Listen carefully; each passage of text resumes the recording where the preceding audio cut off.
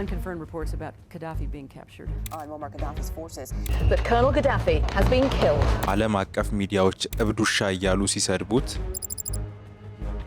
እርሱ ግን በተባበሩት መንግስታት መድረክ ላይ ቆሞ የደህንነቱን ምክር ቤት ህግጋት የያዘውን ሰነድ ፊት ለፊት ቀዶ በመጣል ይህ ድርጅት የሽብርተኞች መፈልፈያ ነው ብሎ የጮኸ መሪ ነው። ለአሜሪካና ለአውሮፓ ሀያላን መሪዎች አንገት ላለመድፋት በጥይትና በቦምብ ተደብድቦ ያልሞተው፣ የምዕራባውያንን የጦር ሰፈሮች ከሀገሩ አባሮ የነዳጅ ኩባንያዎቻቸውን የነጠቀው እና ለአፍሪካ የራሷን የወርቅ መገበያያ ገንዘብ ለማቋቋም በመነሳቱ የምዕራቡን ዓለም ያንቀጠቀጠው የብረት መሪ ነው። በበረሃ ድንኳን ውስጥ ተወልዶ በአየር ድብደባዎች ሳይበገር ሀገሩን ሊቢያን በአፍሪካ እጅግ ባለጸጋ ያደረገው የሙአመር ጋዳፊ እውነተኛ ታሪክ ምንድን ነው? ዛሬ በቻናላችን ሰው ዘጋቢ የዚህን ጠንካራ መሪ መፈንቅለ መንግስት፣ ጠንካራ ዲሲፕሊኑንና ሊቢያን ወደ ሀያልነት ያሸጋገረበትን ስትራቴጂ በጥልቀት እንዘረዝራለን። የሙአመር ጋዳፊ ጥንካሬ የሚመነጨው ከልጅነቱ ነው። በ1942 ዓመተ ምህረት በሊቢያ በረሃዎች ውስጥ ከዘላን ቤተሰብ ሲወለድ ሀገሪቱ በጣሊያን የቀኝ ግዛት ስር ነበረች። ከዛ በኋላም በአሜሪካና በብሪታንያ የጦር ሰፈሮች ተወራ ነበር። ንጉስ ኢድሪስ ሀገሪቱን ይመሩ በነበረበት በዚያ ዘመን የሊቢያ ነዳጅ በምዕራባውያን ይዘረፍ ነበር። የሊቢያ ህዝብ ግን መጻተኛ ሆኖ በገዛ መሬቱ ላይ ይራብ ነበር። ወጣቱ ጋዳፊ ይህንን ግፍ በዝምታ አልተመለከተውም።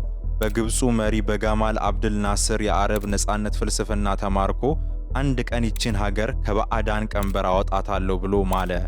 ይህንን ህልሙን ተግባራዊ ለማድረግም የሊቢያን ወታደራዊ አካዳሚ ተቀላቀለ። በዚያም እጅግ ጠንካራ ዲሲፕሊን ያለው የሚስጥራዊ ሰራዊት መሪ ለመሆን በቃ።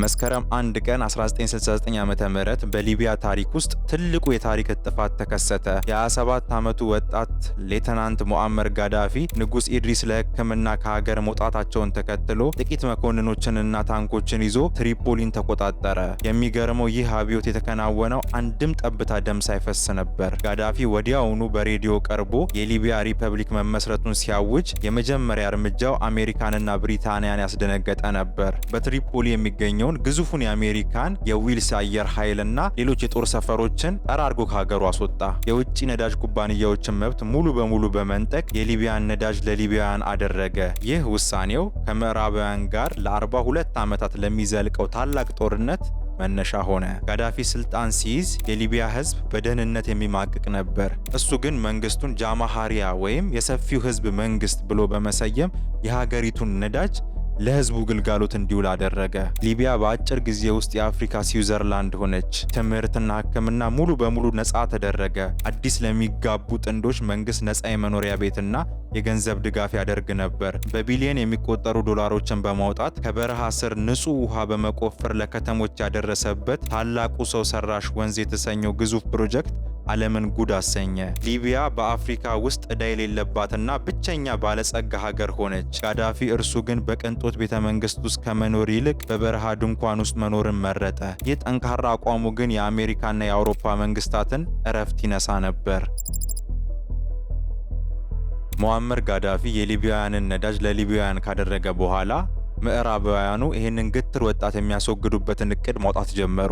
በተለይ በ1980ዎቹ አሜሪካ የሊቢያን ባህረ ሰላጤ የራሷ ወሰን እንደሆነ ስታውጅ፣ ጋዳፊ ግን ይህ የኛ የቀይ መስመር ነው፣ ያለ ፍቃድ ያለፈ ማንኛውንም አካል ይወድማል በማለት ፊት ለፊት ተገዳደረ። በ1986 ዓመተ ምህረት የአሜሪካው ፕሬዝዳንት ሮናልድ ሬገን ጋዳፊን የመካከለኛው ምስራቅ እብድ ውሻ ሲሉ ፈረጁት። ብዙም ሳይቆዩ አሜሪካ በሊቢያ ዋና ከተማ ትሪፖሊና ቤንጋዚ ላይ በምሽት ከባድ የአየር ድብደባ ፈጸመች። የጋዳፊ መኖሪያ ድንኳን ጨምሮ በርካታ ቦታዎች በቦምብ ጋዩ።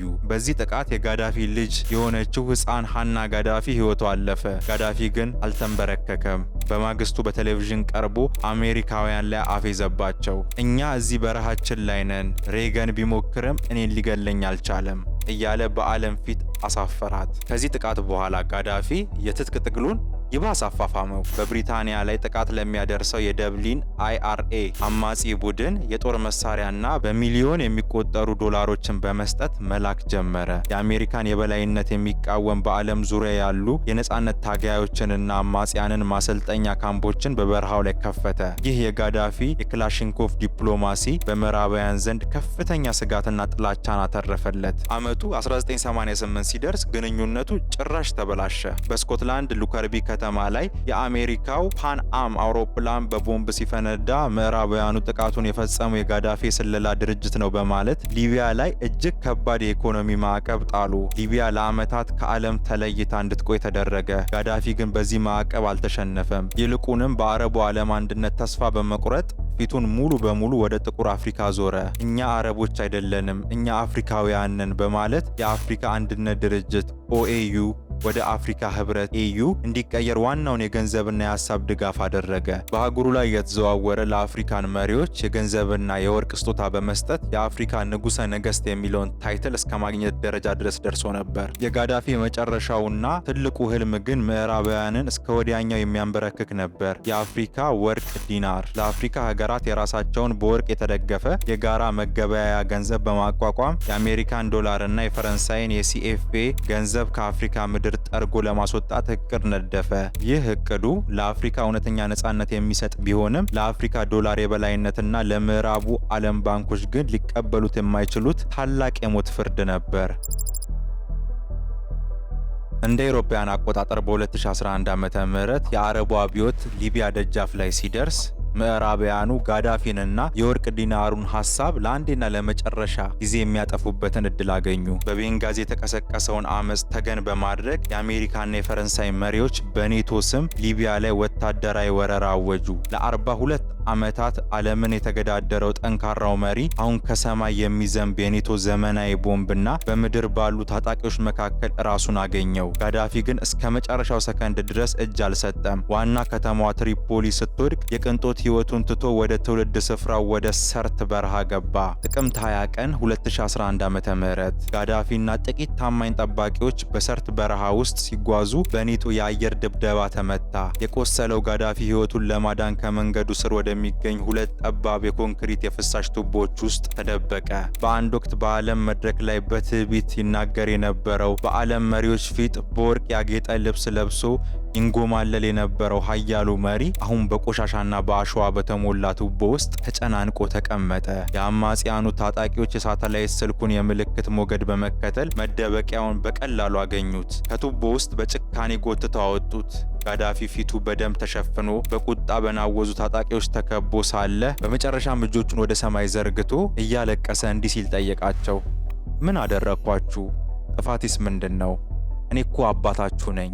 ይሄ እያደረጋችሁት ያላችሁት ነገር ሐራም ነው አላቸው። ነገር ግን በዚያ የደም ምድር ላይ ምንም አይነት ርኅራኄ አልነበረም። ታጣቂዎቹ በጭካኔ ካሰቃዩትና ካዋረዱት በኋላ በጥይት ደረቱንና ራሱን መትተው ሕይወቱን አጠፉት። አስክሬኑንም እንደፈለጉት በማይታወቅ ቦታ በሚስጥር በረሃ ውስጥ ተቀበረ። ከጋዳፊ ሞት በኋላ ሊቢያ ውስጥ ምን ተፈጠረ? ምዕራባውያን ሀያላንና አማጺያኑ ለሊቢያ ሕዝብ ዲሞክራሲና ነጻነት አመጣን ቢሉም እውነታው ግን ተገላቢጦሽ ሆነ።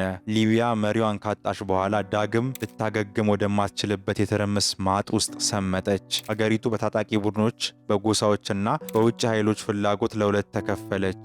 ጋዳፊ የገነባቸው ዘመናዊ ሆስፒታሎች፣ ትምህርት ቤቶችና ታላቁ ሰው ሰራሽ ወንዝ በጦርነት ወደሙ። ዛሬ ሊቢያውያን ጋዳፊ የሰጣቸውን የተረጋጋ ሕይወት፣ ነፃ ሕክምናና የኢኮኖሚ ድጋፍ እያስታወሱ ያለቅሳሉ። ነፃነት ፍለጋ የመጡት ወጣቶች ዛሬ በሀገራቸው የጦር አበጋዞች መጫወቻ ስትሆን እያዩ ዋጋ ከፈሉበት። ሙአመር ጋዳፊ ማን ነበር? አፍሪካን ከፍ ለማድረግ የተዘጋጀ ታላቅ መሪ ወይስ ከፍተኛ የስልጣን ጥማት ያለበት አምባገነን? ታሪክ ለዚህ ሰው ሁለት ገጽ አላት። በዚህም አለበዛ አንድ የማይካደው እውነታ ግን ሊቢያ ከሙአመር ጋዳፊ በኋላ ሊቢያን መሆን እንዳልቻለች ነው። እናንተስ በዚህ ታሪክ ዙሪያ ምን ሐሳብ አላችሁ? እስቲ ሐሳባችሁን ኮመንት ላይ አስፍሩልኝ። ቪዲዮቻችን ከተመቻችሁ ላይክ፣ ሼር፣ ኮመንት፣ ሰብስክራይብ በማድረግ የቻናላችን አባል ሆኑ። በቀጣይ ሳምንት በሌላ ቪዲዮ እስክንገናኝ ቻው።